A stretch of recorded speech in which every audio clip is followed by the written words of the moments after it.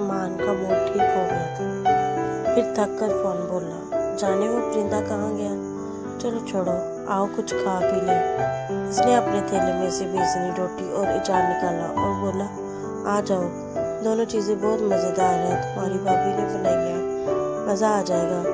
ऐसा लगता है तुम घर से तैयारी करके चले गए। मान बोला, हाँ, मैं हर काम मनसूबाबंदी से करता हूँ। फान बोला। दोनों घास पर बैठकर खाना खाने लगे। वो बातें भी कर रहे थे। फान ने कहा, तुम्हें शादी कर लेनी चाहिए। मैं यूं ही ठीक हूँ, मान बोला। मुझे तो नहीं लगता कि तुम खुश हो, फान बोला। मान इससे दूसरी बातें करने लगा। फान समझ गया कि मान अभी इस मौजू पर बात नहीं करना चाहता, इसलिए दोबारा वो बात ना की। फिर कुछ देर बाद वो अपने अपने घरों को लौट गए। फिर एक दिन इसी तरह फान हाथ में बड़ा सा डब्बा उठाए, होठों पर जुबान फेरते हुए मान के दरवाजे पर आवाज़ लगा रहा था, मान मान दरवाज़ा खोलो, क्या तुम अपने सब घोड़े गधे बेच कर सोए हो? मान ने दरवाज़ा खोला तो वो चिल्लाया, दोस्त मुझे मुबारकबाद दो, आज मेरी सालगिरह है। मुझे इस दुनिया में आए 25 बरस गुजर गए हैं। मान बहुत मुश्किल से मुस्कुराया और इसे मुबारकबाद दी। दोनों अंदर आ बैठे। फान हाथ मलते हुए बोला, मैं आज बहुत खुश हूँ, आज के मुबारक दिन मैं इस दुनिया में आया था।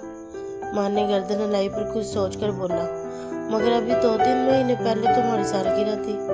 वो मेरी नहीं, मेरी शादी की सालगिरह थी। अच्छा छुरी लाओ, मैं केक काटू रहा हूँ, कंजूसी नहीं चलेगी, तुम्हें मुझे कोई ना कोई तोहफा देना होगा, चाहे वो मुर्गी का सर ही क्यों ना हो।